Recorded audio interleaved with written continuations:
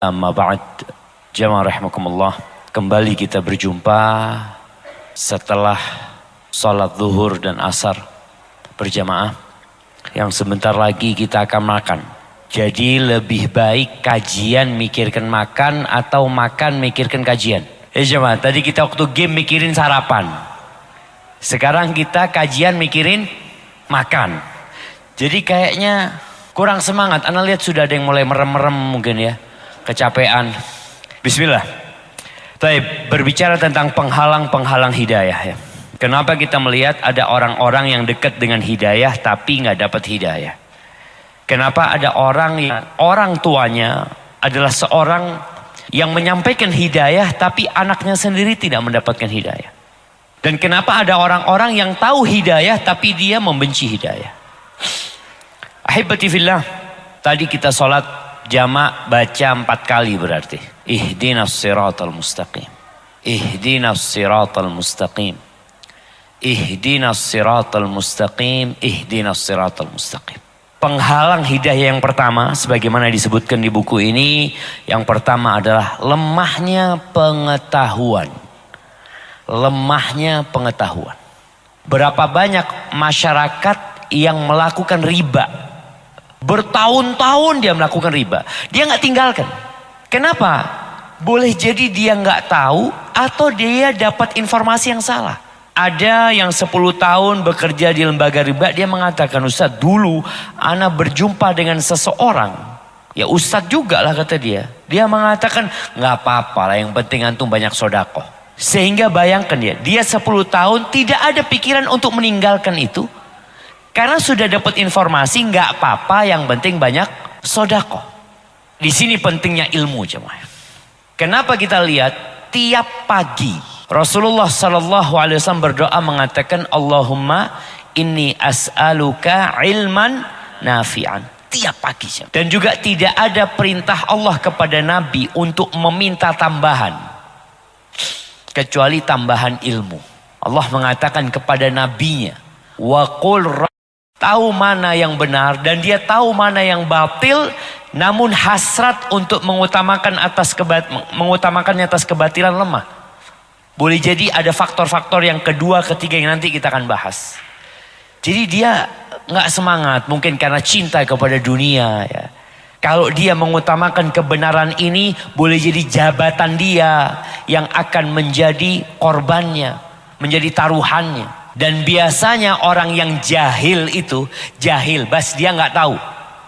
Lebih mudah untuk mengikuti kebenaran tatkala mengetahuinya. Contohnya nih, ada orang semangat beribadah tapi tanpa ilmu. Dia sholat qobliyah ba'diyah, sholat qobliyah ba'diyah, sampai waktu sholat asar dia sholat ba'diyah. Ketika selesai sholat ba'diyah dikasih tahu, Mas, antum sholat apa? Sholat ba'diyah Ustaz. Ana ya dulu sering lah meninggalkan sholat. Ana sekarang kepingin memperbanyak sholat sunnah. Dia nggak ngerti nih. Ketika dikasih tahu, Mas, nggak ada sholat ba'diyah asar dan juga ba'diyah subuh. Oh gitu. Jazakallah khair Ustaz. Sudah selesai. Karena dia nggak tahu. Tapi ada orang yang ngeyel. Nggak ada sholat ba'diyah asar.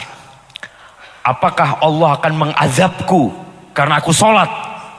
Aku tidak mencuri. Waduh, repot ini jemaah. Ini tidak ngerti tapi ada sombong. Nanti kita akan tahu. Jadi kalau orang cuma tidak ngerti, tinggal dikasih tahu. Bagaimana 6 orang dari kalangan Ansor ketika mereka datang berangkat haji, mereka habis cukur, selesai melempar jumratul aqabah, tahallul mereka, didakwain sama Nabi SAW. Ketika Nabi menyampaikan tentang Islam, menyampaikan tentang Al-Quran, mereka saling menoleh.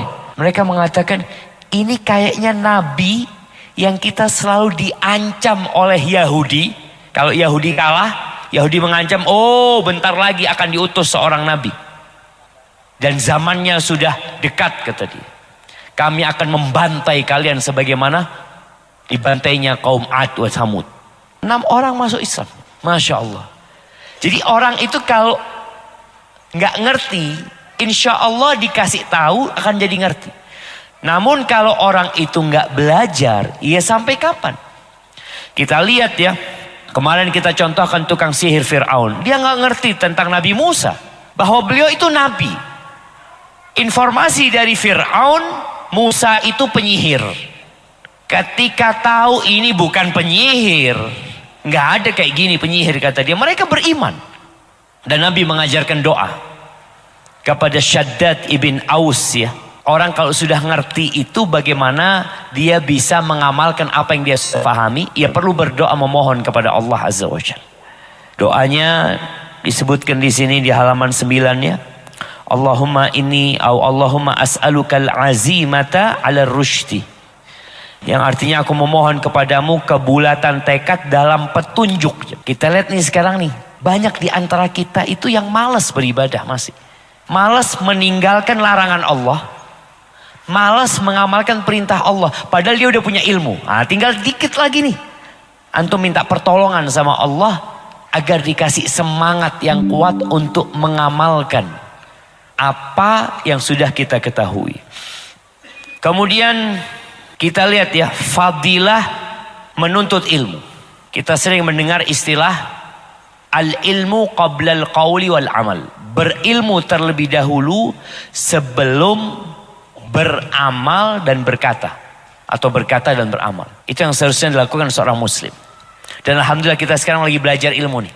Kita belajar ilmu, jangan nanti selesai daurah kita nggak pernah datang ke kajian lagi, berhenti kajian. Sibuk dengan dunia kita. Di antara yang dibenci oleh Allah Azza wa Jalla, Allah membenci itu kulla alimin bid dunya jahilin bil akhirah. Allah benci kepada semua orang yang berilmu tentang dunia, pinter urusan dunia, tapi bodoh tentang urusan akhirat. Padahal dunia bakal dia tinggalkan. Sebanyak apapun harta dia bakal ditinggal. Sesukses apapun usaha dia pasti ditinggal.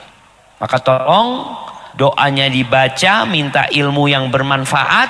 Karena ada ilmu yang tidak bermanfaat. Kemudian kita minta semangat untuk mengamalkan apa yang kita ketahui. Dan biasanya orang yang bodoh itu, yang gak ngerti itu akan memusuhi orang-orang yang membawa kebenaran tersebut. Nabi itu akhlaknya kurang apa jemaah? Kurang apa Nabi itu akhlaknya SAW? Dibenci oleh kaum Quraisy. Diusir berangkat ke Taif. Yang berangkat umroh tahu. Jalan-jalan ke Taif. Naik kereta gantung ya. Nyaman dia. Nabi jalan kaki menuju ke Taif. Menyampaikan agama Allah, dilemparin batu. Sebagaimana orang-orang mengusir anjing. Sampai berdarah-darah kaki Nabi alaihissalam. Dibubarkannya sebuah kajian. Umpamanya. Itu biasanya faktor gak ngerti. Gak paham. Pernah di kota Madinah itu. Mus'ab bin Umair sedang menyampaikan kajian di sebuah kebun. Katanya Sa'ad bin Mu'ad ini pada tahun ke-12 kenabian. Jadi Mus'ab bin Umair diutus setelah Bai'atul Aqabah yang pertama. Ngajar di kota Madinah.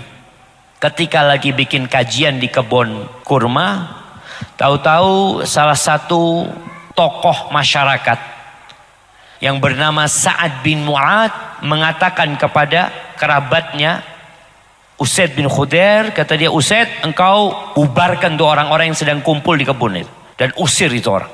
Kalau bukan karena ada hubungan kerabat aku sama As'ad bin Zurarah. Jadi Mus'ab bin Umair ini tinggalnya di rumahnya As'ad bin Zurarah. As'ad bin Zurarah masih sepupu dengan Sa'ad bin Mu'ad. Kalau bukan karena hubungan kerabatku sama dia, aku sudah bubarkan. Berangkatlah Usaid bin Khudair dengan niat membubarkan itu kajian. Dan mengusir yang namanya Mus'ab bin Umair.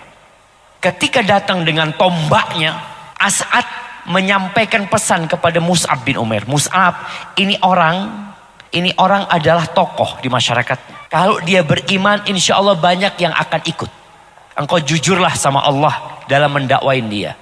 Apa katanya Mus'ab? Iya jelas ukallimhu. Kalau dia mau duduk, aku akan sampaikan. Karena kalau orang lagi marah-marah disampaikan gak nyambung. Maka antum kalau mau ngasih tahu orang itu, kalau dia sedang emosi, nggak ada gunanya. Datanglah Usaid dengan tombaknya mengatakan, kalian tinggalkan tempat ini. Dan engkau, kata dia kepada Mus'ab ini, kalau engkau masih sayang sama nyawamu, engkau pergi. Apa kata Mus'ab bin Umair? Dipanggil, ya Aba Fulan, kata dia. Apa engkau gak mau dengar dulu? Kalau nanti engkau gak cocok, gak sesuai, udah kita bubar, kata dia. Aku pergi, kata dia. Tapi kalau engkau cocok, ya mungkin engkau bisa terima, kata dia. Apa kata Usaid bin Khudair? Oh, fair kalau gitu. Iya, aku duduk. Duduk jemaah. Disampaikan tentang Islam. Dibacakan Al-Quran. Yang awalnya berdiri, kenapa? Tadi Mus'ab minta dia duduk. Kalau dia emosi dengan tombaknya, salah ngomong dikit, tombak itu bisa bergerak. Tapi orang kalau dari berdiri, nah ini penting juga buat dalam kehidupan rumah tangga. Kalau sedang marah, sedang emosi dalam kondisi berdiri, minta duduk. Istrinya marah-marah ini itu, minta duduk dulu. Suaminya marah-marah, istri mengatakan, ayolah bang, kasih minuman atau apa, minta dia duduk. Biasanya dengan duduk itu emosinya akan turun. Setelah disampaikan tentang Islam dan dibacakan Al-Quran, kata orang-orang yang hadir kajiannya Mus'ab ini, mereka mengatakan, arafna islamahu fi wajhi qabla ayyantiqa bihi lisanu. Kata dia, kita lihat Islam di wajahnya, berseri-seri dia, sebelum lisannya mengucapkan Islam. Dan betul. Itu tadi, orang gak ngerti. Orang bodoh, kadang-kadang dapat informasi yang salah, ketika dikasih tahu, oh jadi faham. Selesai masuk Islam lah Usaid bin Khudair. Kata Usaid, kalian tunggu di sini jangan bubar. Aku akan datangkan pemimpin kabilah Bani Abdil Ashhal. Kalau dia masuk Islam, satu kampung masuk Islam. Berangkatlah dia dengan terburu-buru menjumpai Sa'ad bin Mu'adz. Dia mengatakan, Sa'ad, ayo Sa'ad cepetan kau, kata dia. Ada satu masalah besar di sana, kau harus hadir, kata dia. Ngambil tombaknya saat ini, berangkat berdua bersama Usaid bin Khudair. Sampai ke kebun itu nggak ada apa-apa. Tenang-tenang saja. Kata Sa'ad, oh engkau kepingin aku dengar apa yang kau dengar, kata dia. Iya sudah, kata dia. Akhirnya Sa'ad duduk mendengarkan ucapan Mus'ab, dibacakan Al-Quran, masuk Islam. Dia mandi, menyatakan keislamannya, pulang kampung. Dikumpulkan satu kabilah itu. Sa'ad bertanya kepada mereka. Ini orang-orang gak ngerti apa-apa. Orang-orang ini tahu bahwasanya Sa'ad bin Mu'adz pemimpin mereka. Sa'ad bertanya, mata quluna fiyya? Pendapat kalian tentang aku gimana? Engkau sayyiduna. Engkau pemimpin kami. Engkau yang termulia di antara kami. Anak pemimpin kita yang paling mulia. Engkau yang terbaik di antara kami. Kata Sa'ad bin Mu'adz, ketahuilah, kalian haram berbicara sama aku. Yang tua, yang muda, yang laki, yang perempuan, yang anak-anak, sampai kalian masuk Islam. Satu kampung masuk Islam. Semua masuk Islam. Tinggal satu orang yang gak masuk Islam. Namanya Al-Usairim. Dia gak masuk Islam. Dia masih ragu ya. Tapi dia masuk Islam ketika perang Uhud. Usairim ini ketika mau perang Uhud, dia ikut perang. Kemudian ketika mau mati, dia ditanya dalam kondisi sekarat, engkau keluar karena apa ini? Karena membela kaummu atau karena agama? Kata dia. Enggak, aku sudah masuk Islam. Meninggal Usairim. Kata Nabi SAW, Usairim ini berbuat sedikit, amalnya sedikit, tapi dikasih pahala yang besar.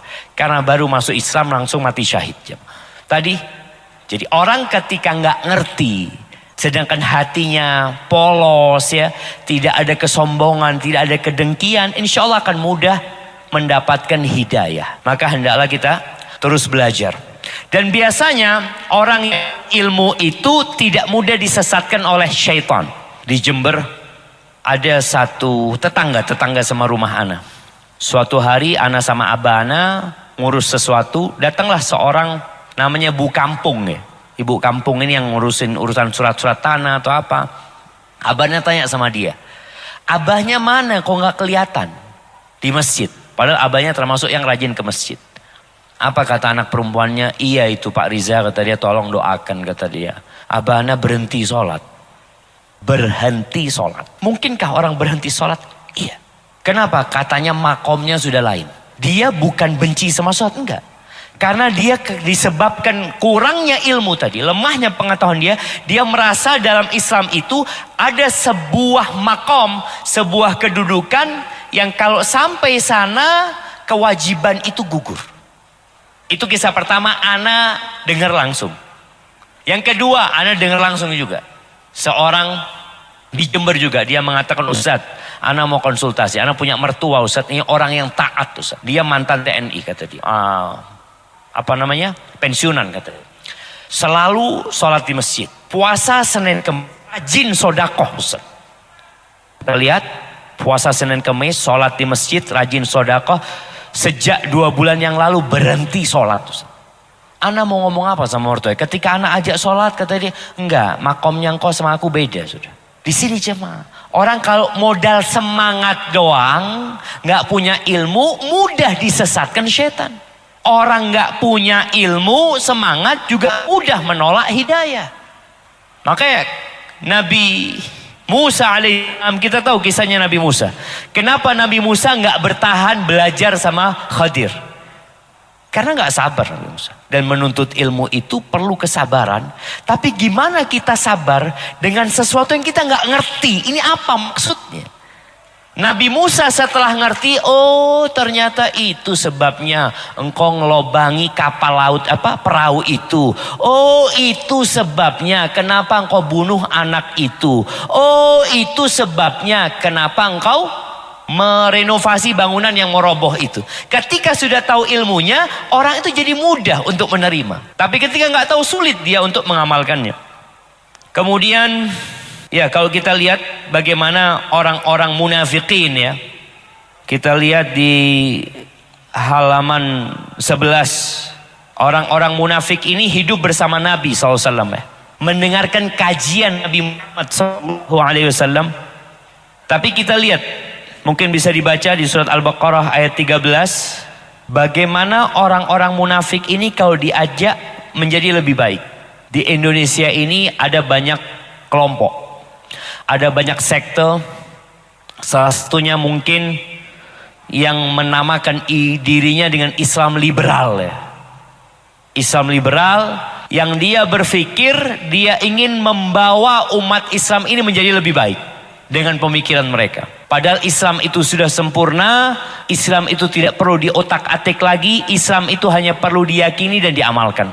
Coba kita baca Al-Baqarah ayat 13. Naam, tafadhal. A'udzubillahi minasyaitonir rajim. Wa idza qila lahum aminu kama amana an-nasu qalu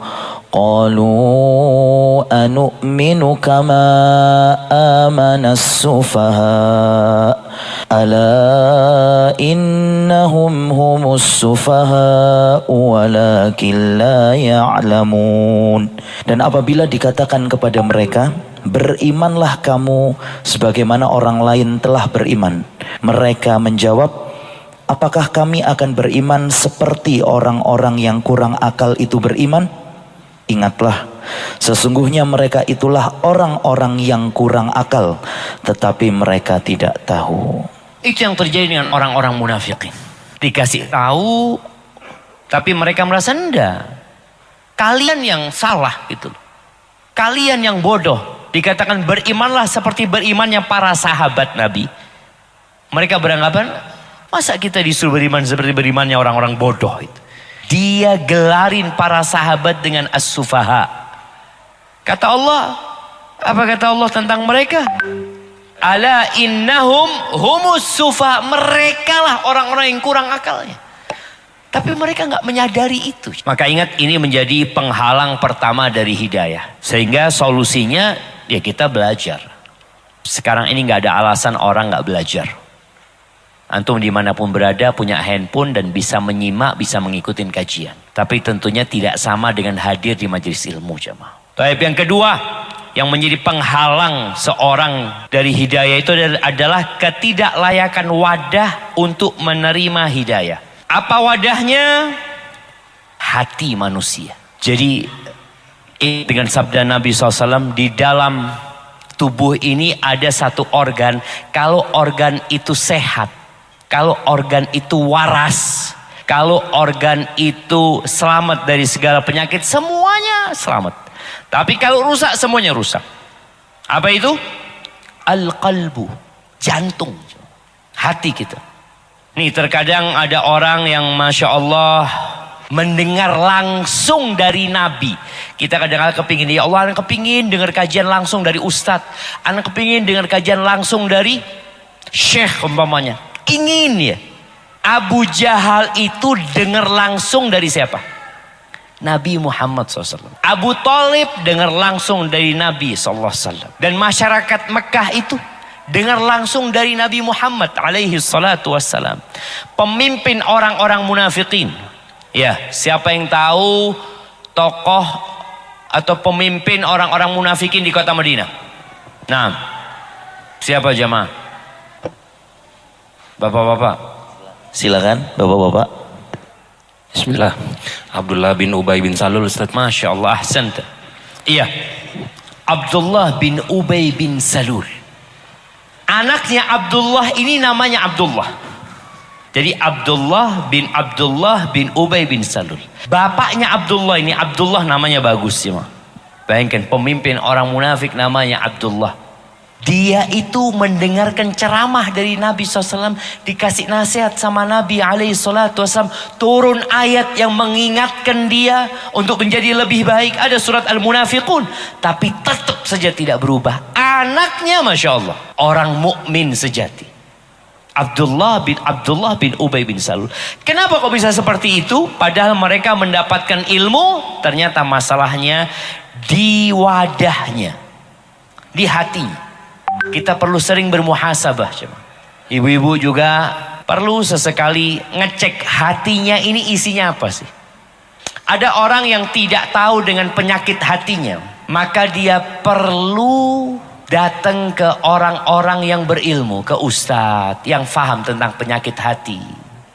Tanya sama dia, ustadz kayaknya anak perlu nasihat lah dari ustadz. Orang ini kalau sering ngobrol sama ustadz, yang ustadz tahu nih dari omongan dia. Karena lisan ini gayungnya hati. Anak pernah berjumpa dengan seseorang ya.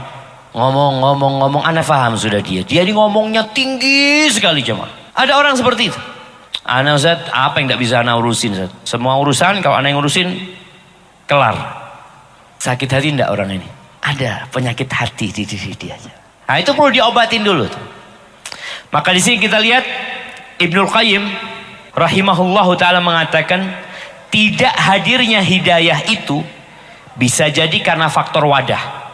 Dan kadang karena tidak adanya alat hidayah. Atau karena Allah tidak menghendaki. Dan hidayah yang sebenarnya tidak akan tercapai kecuali tatkala berkumpulnya tiga hal ini. Apa tiga hal itu? Wadahnya layak, alat hidayahnya kerja, kemudian ada kehendak Allah Azza wa Jal. Allah Azza wa Jal berfirman, di sini di surat Al-Anfal ayat 23, kata Allah, walau alimallahu fihim khairan la asma'ahum. Kalau kiranya Allah mengetahui kebaikan ada pada mereka, di hati mereka, tentulah Allah akan menjadikan mereka mendengar peringatan Allah dan Al-Quran. Walau asma'ahum la tawallaw wahum mu'ridun. Dan jikalau Allah menjadikan mereka dapat mendengar, oke ini orang tidak dengar, Allah akan bikin mendengar. Niscaya mereka pasti berpaling juga, sedang mereka memalingkan diri dari apa yang mereka dengar itu. Kenapa bisa seperti itu? Wadahnya memang nggak benar, nggak ada kebaikan di hatinya orang ini. Kemudian Allah memberitahukan bahwa dia memutuskan dari mereka bahan untuk mendapatkan petunjuk, yaitu memperdengarkan kepada hati mereka dan memahamkan apa yang bermanfaat baginya, dikarenakan tidak layaknya wadah untuk itu. Di mana tidak ada kebaikan di dalamnya, sesungguhnya seseorang itu tunduk kepada kebenaran dengan kebaikan yang ada di dalamnya, kecondongannya kepadanya, usaha mencarinya, kecintaannya kepadanya dan kesungguhannya terhadap kebaikan tersebut, kesenangan menerimanya. Sedangkan orang-orang itu di dalam hati mereka tidak ada sesuatu pun darinya. Allah jemaah. Rasul SAW berdoa, minta supaya Umar dikasih hidayah.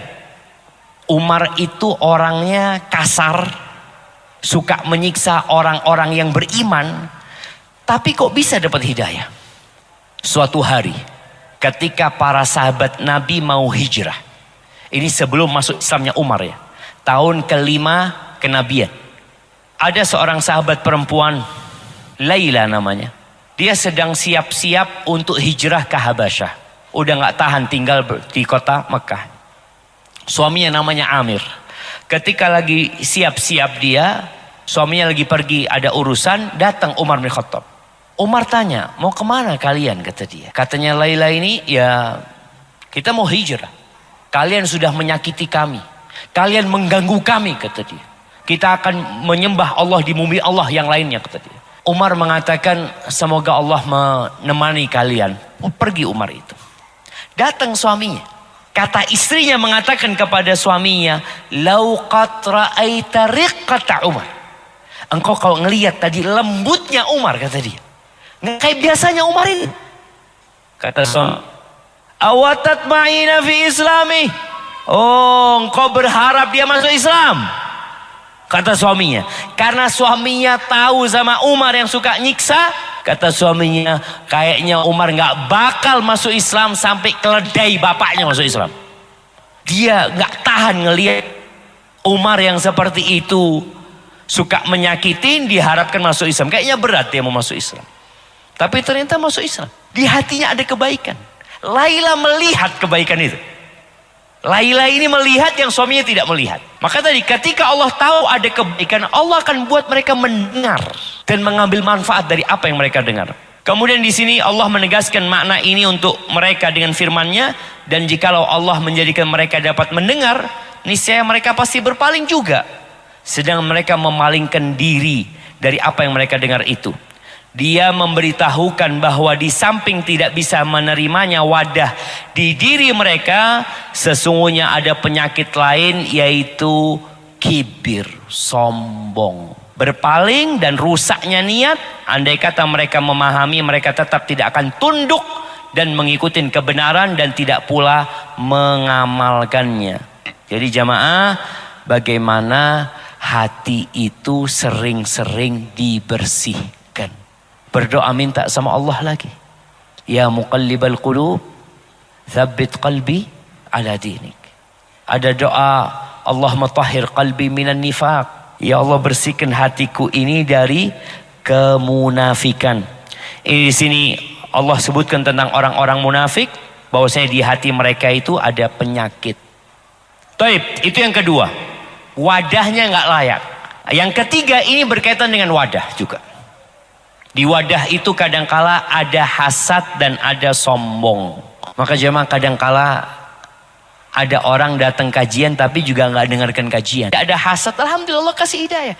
Dan sombong ini, maka akhirnya ya kebenaran itu tertolak jemaah karena kesombongan dia.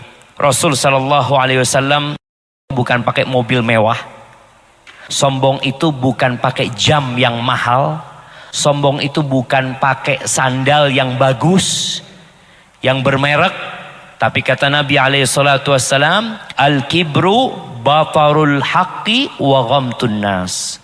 Sombong itu adalah menolak kebenaran dan merendahkan manusia, meremehkan manusia.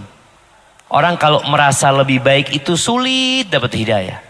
Apalagi kalau yang ngasih tahu itu lebih muda dari dia. Ingat istilah, siapa si fulan itu? Anak bau kencur, masih seperti itu. Atau kadangkala kita kalau berdakwah masih muda dikatakan lawang kencing aja belum lurus, dia seperti itu. Dan anak nggak tahu siapa yang kencingnya lurus gitu. Apakah karena kita masih muda kencingnya jadi?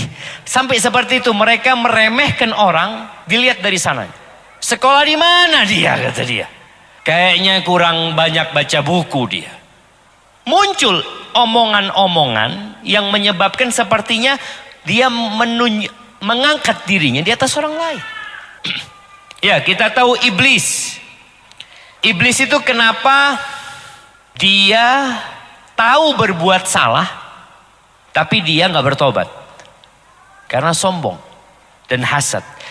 Iblis berbuat salah, Nabi Adam juga berbuat dosa, sama-sama nih ya. Bedanya, ketika iblis ditanya, kenapa engkau nggak sujud kepada yang aku perintahkan?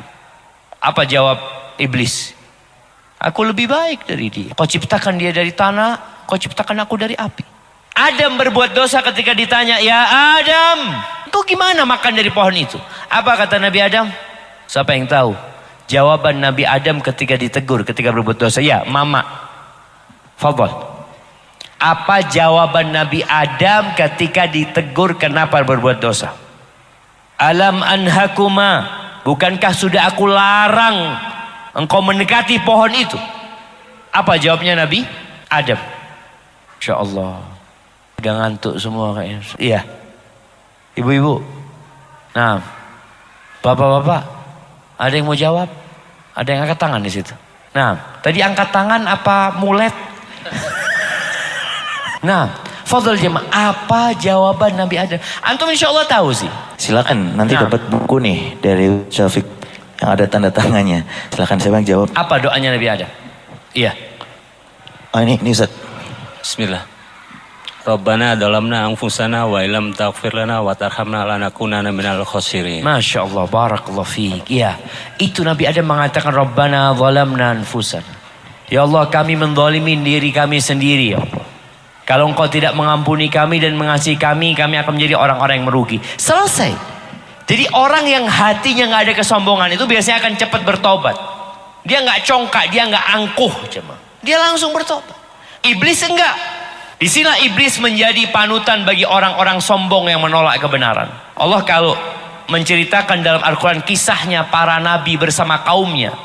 Kenapa kaumnya Nabi Nuh menolak? Kaumnya Nabi Soleh menolak dakwahnya Nabi Soleh. Kaumnya Nabi Shu'aib, Nabi Musa bersama Fir'aun ya. Dan mereka selalu mengatakan, ini siapa Musa ini? Ngomong aja Musa nggak jelas. Kelihatan bagaimana dia meremehkan Nabi Musa alaihissalam.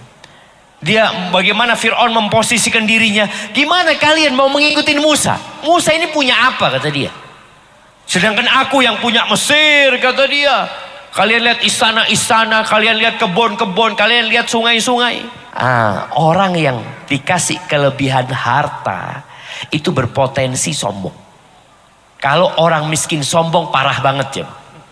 Tapi orang kaya sombong itu ya memang penyakitnya itu. Kalau dia tidak menahan diri, Allah mengatakan innal insana la yatgha ar-ra'ahu istaghna. Manusia itu benar-benar akan melampaui batas. Kapan? Ketika dia merasa gak butuh sama orang lain.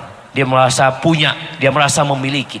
Ini penyakit dan kita lihat ya, Allah ceritakan di surat Al-Mutaffifin. Coba dibacakan.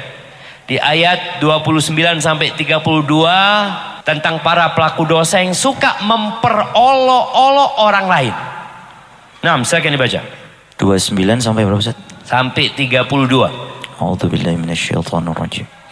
Innal ladzina ajramu kanu minal ladzina amanu yadhhakun wa idza marru bihim yataghamazun wa idza qalabu ila ahlihim qalabu fakihin wa idza ra'awhum qalu inna haula'i ladallun.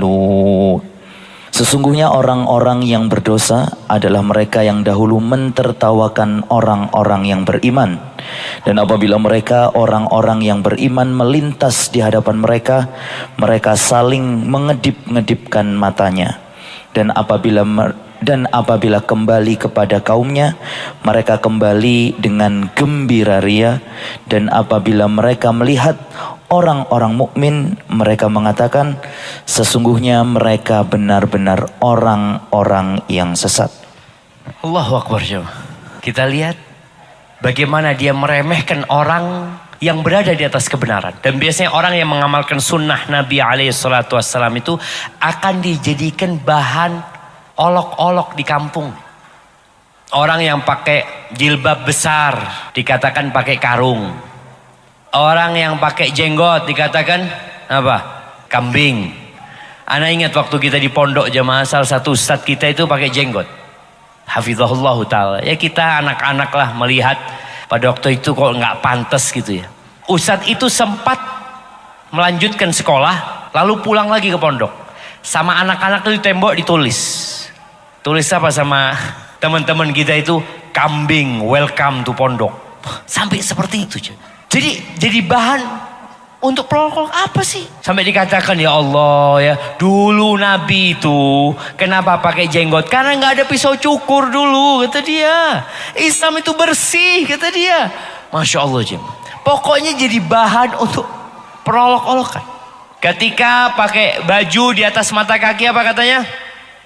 Kebanjiran, ada kelompok kebanjiran lagi lewat. Apa penyebabnya? Boleh jadi karena nggak ngerti, nggak paham. Boleh jadi karena wadahnya yang belum layak. Boleh jadi karena ada kesombongan. Dan kesombongan itu adalah menolak kebenaran dan meremehkan orang lain. Ada orang yang tidak mengamalkan sunnah, tapi dia mengatakan, loh iya Ustaz, ana masih belum bisa Ustaz. Tapi dia tidak meremehkan orang lain. Dia tidak memperolok-olok orang lain. Kemarin ingat ada salah satu pendeta yang kemudian minta maaf. Iya. Apa yang dijadikan bahan candaan sama dia? Zakat dia. Ya pantas lah kata umat Islam karena cuma 2,5% gitu kan. Jadi ibadahnya harus sampai ruku, sampai sujud ya. Kalau kita kan 10% kata dia. Nah, dan dia beranggapan ini orang-orang tersesat semua. Sulit bagi orang yang seperti itu untuk mendapatkan hidayah. Tapi kalau orang yang hatinya enggak lah, anak memang masih belum bisa ngamalkan Ustaz. Insya Allah semoga Allah berikan hidayah kepada anak. Ada keinginan, ada kebaikan. Semoga dia dapat hidayah. Kemudian yang selanjutnya adalah hasad. Tapi insya Allah kita lanjutkan hasad ini besok pagi. Mungkin kita masuk ke sesi tanya jawab sebelum kita makan siang. Nah, tafadhal. Baik, itulah tadi materi yang sudah disampaikan Ustadz Syafiq. Mungkin satu penanya dari bapak-bapak dan ini ada 2 buku untuk ibu-ibu juga Ustadz. Nah silakan ibu-ibu, Masya Allah. Ada satu penanya, silakan Bapak, monggo. Sebutkan namanya, dari mana begitu Pak. Cek. Assalamualaikum warahmatullahi wabarakatuh. Nama Ana Irsan dari ujung timur Indonesia, Merauke, Papua.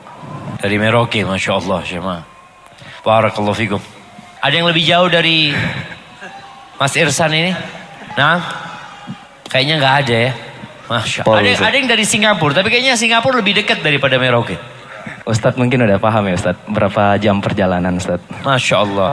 Dan alhamdulillah orang-orang di Merauke lagi tunggu kedatangan antum Ustadz. Masya Allah. Kayaknya nanti digantikan Ustadz Syarif ke Merauke. Baik, Ustadz Afwan, Ana mau tanya Ustadz. Hidayah itu kan seperti tamu ya Ustadz ya. Ia tidak akan pernah masuk jika pemiliknya masih menutup pintunya. Kita ini sering mengejar hidayah, menunggu hidayah sehingga pengen menjadi orang yang benar. Seperti yang Ustadz sampaikan kemarin, orang yang mendapatkan hidayah itu adalah orang yang benar gitu. Namun di satu sisi lingkungan dan juga pergaulan ataupun kita lihat saat ini kondisi sosial media dan yang lain-lain membuat kita ini kadang hanya berada dalam sisi kebenaran jika kita betul-betul fokus kepada ilmu agama. Namun saya mendengar lagi kisah tentang Ustadz menyampaikan bahwa ketika hati gayungnya tadi adalah lisan gitu, atau dibalik ya, lisan gayungnya ada hati, berarti manusia ini lebih bagus sedikit berbicara namun banyak mendengar daripada mendengar asal berbicara gitu Ustadz ya. Ya, jadi mungkin Ustadz Ahwan masukan atau sedikit motivasinya aja Ustadz buat kita ini yang lagi menuntut ilmu agama. Anak-anak yakin percaya bahwa yang antum sampaikan barusan tadi, bahwa ilmu tanpa agama itu buta dan agama tanpa ilmu itu bisa lumpuh bagi kita. Jadi mungkin Ahwan Ustadz tolong motivasinya buat anak pribadi dan juga teman-teman yang saat ini berada di Batu Malang terus mengejar ilmu dengan keislaman. Terima kasih. Masya Allah, barakallahu fikum. Naam jamaah. Ya, kalau bicara seorang yang belajar, yang dia mencari ilmu, dia sedang menjemput hidayah. Kalau sudah dapat hidayah itu, dia punya kewajiban untuk menyampaikan. Jadi kalau tadi disampaikan, memang yang lebih semat orang yang sedikit berbicara. Tapi ternyata ada orang-orang yang harus berbicara. Kalau dia nggak berbicara, dia nggak selamat malah. Allah Azza wa Jalla mengatakan wal asri innal insana lafi khusrin. Allah bersumpah demi waktu asar atau demi masa, sesungguhnya manusia berada dalam kerugian. Illal ladzina amanu, kecuali orang-orang yang berilmu, orang-orang yang beriman, yang tentunya landasan imannya adalah ilmu. Dia memiliki keyakinan. Yang kedua wa amilus shalihat, dia beramal soleh. Makanya kalau tadi ada kawan-kawan yang mungkin dulu nggak ngerti, kemudian dia belajar, dia faham, kemudian dia mengamalkan, nggak cukup. Ternyata kalau dikatakan dia mendengar, dia belajar, dia mengamalkan, nggak cukup. Yang ketiga adalah watawasau bil haq. Dia harus saling menasehati dalam kebenaran, menyampaikan kepada orang lain. Ini memang berat. Menyampaikan kepada orang lain. Apa tantangannya? Yang gak nyampaikan aja kadang-kala dibully, kadang-kala dihina, apalagi ketika dia menyampaikan. Tapi itu perintah dari Allah Azza wa Jal. Dan Nabi juga berpesan alaihi salatu wasallam, balighu anni walau ayat, sampaikan dari aku walaupun satu ayat gitu.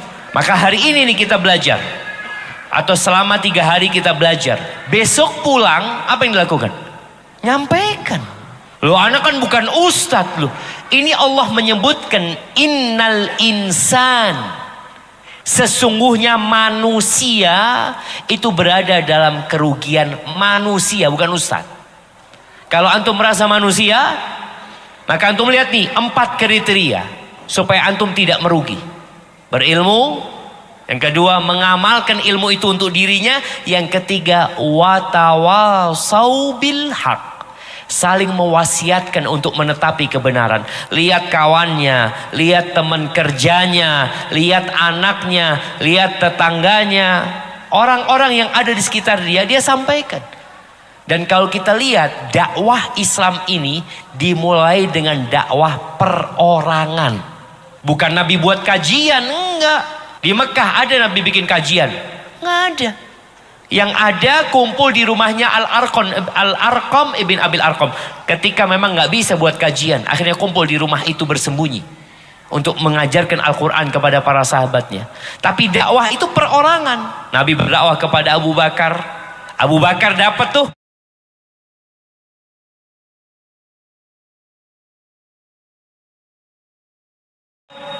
ilmu, dia beriman. Dia amalkan, besoknya dia dakwai Utsman bin Affan. Besoknya dia dakwain Abdurrahman bin Auf. Besoknya dia sampaikan kepada Sa'ad bin Abi Waqqas. Besoknya dia sampaikan kepada Zubair bin Awam. Besoknya dia sampaikan kepada Talha bin Ubaidillah. Abu Bakar masuk Islam, 5 orang dia bawa. Tadi kalau disampaikan, setelah belajar, antum sampaikan. Nyampaikan ini bukan memberi fatwa. Bukan. Kalau memberi fatwa ya harus ustadz. Tapi ketika antum mengatakan lihat temannya gak sholat, dia katakan antum muslim kan? Loh iyalah muslim. Kok gak sholat? Belum dapat hidayah. Sekarang anak sampaikan kepada antum hidayah ini. Itu sampaikan. Tapi kebanyakan kita itu membiarkan kemungkaran. Semua dari kita ini punya kewajiban menyampaikan. Jadi yang ustadz menyampaikan sebagai seorang ustadz, yang orang awam menyampaikan sebagai orang awam, biasanya di lingkup yang menjadi kekuasaan dia. Kalau dia sebagai bos perusahaan, dia sebagai atasan, dia sebagai bapak, ya dia sampaikan. Dia sebagai ketua divisi, dia sampaikan kepada yang di bawah dia. Kemudian watawasau bis sabr. Orang kalau sudah menyampaikan biasanya nggak disukai oleh masyarakat. Jadi orang baik itu biasanya dimuliakan oleh masyarakat. Tapi orang yang suka memperbaiki orang lain biasanya nggak disukai sama masyarakat. Dikatakan sok suci, sok ini, sok itu. Ada seorang dokter rahimahullah ya. Dia kalau ada pasien datang, ya dia suruh pasien ini beribadah, minta sama Allah. Apa kata pasiennya suatu hari mengatakan, Afwan, saya ini bukan datang ke ustadz ya, saya datang ke dokter. Saya minta untuk dikasih arahan yang berkaitan dengan pengobatan ibu saya. Subhanallah jemaah. Dokter ini punya kewajiban menyampaikan, yang menyembuhkan itu Allah. Bukan ini orang kadang-kala merasa loh, saya ini kok kayak ke ustadz. Tapi dokter pun punya kewajiban menyampaikan ketika dia sebagai seorang dokter. Jadi apapun pekerjaannya, watawasau bil haq, jadi tugasnya. Tapi kalau nggak ngerti jangan mengada-ngada. Kalau ditanya, oh masya Allah antum sudah jadi ustadz sekarang ya. Apa hukumnya ini? Antum mengatakan wallahu a'lam. Kalau itu tanya sama ustadz. Antum jangan kemudian memposisikan diri sebagai ustadz. Tapi satu saat boleh jadi antum jadi ustadz. Antum belajar lagi sampai ngerti, kemudian jadi ustadz, nggak ada masalah. Para sahabat Nabi dulunya penuntut ilmu, Sampai akhirnya mereka mengajarkan ilmu yang mereka pelajari. Tapi yang jelas, balighu anni walau ayah. Jadi antum kalau mau selamat, kadangkala kita harus diam, kadangkala kita harus berbicara. Boleh jadi orang yang diam selamat, boleh jadi orang yang berbicara juga selamat, karena dia telah menyampaikan agama Allah Azza wa Jalla. Hadza wallahu a'lam bissawab. Naam, dari Mama. Naam, tafadhal. Masya Allah, barakallahu fiik. Naam jamaah, ini tentang bagaimana cara kita menyampaikan sekarang. Kita tahu ada orang-orang di sekitar kita, boleh jadi pasangan hidup kita, boleh jadi tadi karyawan kita, boleh jadi pembantu di rumah kita. Dan ana pesankan ya kepada para suami istri yang punya pembantu, bakal ditanya hari kiamat tentang pembantunya. Kadang-kala pembantunya cuma disuruh kerja aja, nggak pernah diajak kajian pembantunya. Kalau nggak dia kajian nggak apa-apa, kan dia kerja di tempat anak. Iya, tapi engkau punya kewajiban menyuruh dia kepada kebaikan. Pembantunya nggak sholat umpamanya, dia ajak untuk sholat. Pembantunya yang mungkin belum menutup auratnya, dia ajak bagaimana dia menutup auratnya. Tentang bagaimana cara menyampaikan, jadi semua mungkin perlu ingat dengan kapasitas dirinya, dengan kemampuan dirinya. Ada yang dapat menyampaikan, ada yang tidak dapat menyampaikan. Anak Ustaz kalau ngomong kayaknya susah. Makanya Nabi Musa alaihissalam ketika mau menjumpai Fir'aun, Nabi Musa tahu dengan kelemahan dirinya. Maka Nabi Musa minta apa? Minta supaya Nabi Harun dijadikan pendamping dia. Minta sama Allah Azza wa Jalla. Kenapa? Huwa afsahu minni lisanan. Dia lebih fasih kalau ngomong daripada aku ya Allah. Minta. Jadi ketika kita memang nggak bisa nyampaikan, paling nggak bisa ngundang ustadz. Antum menjadi fasilitator. Karyawannya di situ dibuatkan oke, kita bikin kajian tiap bulan. Bikin kajian di jam kerja, bukan di jam istirahat. Soalnya kalau di jam istirahat mereka merasa terzolimi. Oh boy, kajian-kajian ini waktunya istirahat suruh kajian. Tapi di jam kerja, artinya dia itu harus hadir. Nah itu bisa dilakukan. Mungkin memang nggak bisa langsung berubah ya. Mungkin sekali, 2 kali, 3 kali, 4 kali ya. Mudah-mudahan dengan berjalannya waktu dia menjadi lebih baik lagi. Karena tadi faktor yang pertama itu faktor karena nggak tahu dia. Dia nggak paham bahwasanya azab Allah itu pedih loh. Hidup di dunia ini nggak lama loh. Maka butuh ustadz tadi menyampaikan. Jadilah kita kalau nggak mampu untuk menyampaikan, jadilah fasilitator. Diundang ke rumahnya. Mama kerabatnya. Ada salah satu kawan di Jakarta, Masya Allah jemaah. Dia ngundang kerabat istrinya. Semua diundang datang ke rumah itu. Anak lihat ya Allah macam-macam orangnya. Hadir semuanya itu nggak pakai kerudung wala apa. Sampai anak lihat ada yang duduk di bawah sedang hamil ya. Dengarkan kajian juga. Anak ngomong Masya Allah. Ini bagus ini. Karena dia ingin semua keluarganya dengar. Kalau dia yang nyampaikan tidak mampu dia, maka dia panggil ustadz. Maka dia boleh jadilah fasilitator kebaikan. Kalau bicara apakah kemungkinan nanti dipecat, mungkin kau punya kekuasaan. Jadi dalam Islam ini merubah kemungkaran itu yang pertama dengan tangan. Itu yang punya kuasa. Nggak mampu maka dengan lisan. Nggak mampu maka dengan hati. Ada orang yang nggak mampu, Anda nggak mampu. Anda merubah dengan hati, wajib merubah dengan hati. Tapi yang punya kekuasaan disampaikan. Anda ingat di Probolinggo apa di Pasuruan ya? Itu ada satu pabrik tertulis di situ yang tidak sholat berjamaah sekali SP1. Yang nggak tahu dia di rumahnya sholat nggak ngerti. Tapi waktu kerja harus sholat. 2 SP2. 3 kali nggak sholat berjamaah silahkan cari kerja di tempat lain. Dan ternyata semuanya sholat berjamaah. Lama-kelamaan dia mungkin di rumahnya nggak pernah sholat, tapi kebiasaan kalau dengar azan sholat, jadi sholat. Inilah pahala buat kita jemaah. Jadi kita jangan hanya memeras keringatnya para pekerja, tapi bagaimana kita ngajak pembantu kita juga ke surga, ngajak pekerja kita ke surga, ngajak tugas kita cuma menyampaikan ya. Boleh jadi dia nggak terima memang, nggak ada masalah. Boleh jadi dia mundur dari tempat kerja itu, tapi jelas usahakanlah untuk tetap bisa menyampaikan kepada mereka, baik secara langsung atau kita sebagai fasilitator yang menjadikan orang-orang itu bisa mendengarkan kebenaran. Hadza wallahu a'lam bishawab. Itu yang dapat kita sampaikan, kurang lebihnya mohon maaf. Mungkin kita ketemu lagi nanti malam tanya jawab ya. Barakallahu fikum. Nah. Barakallahu fikum Ustaz. Dan terima kasih Bapak Ibu, jazakumullahu khairan katsira. Kita cukupkan untuk kajian kita di siang hari ini. Setelah ini para jamaah bisa langsung menikmati makan siang.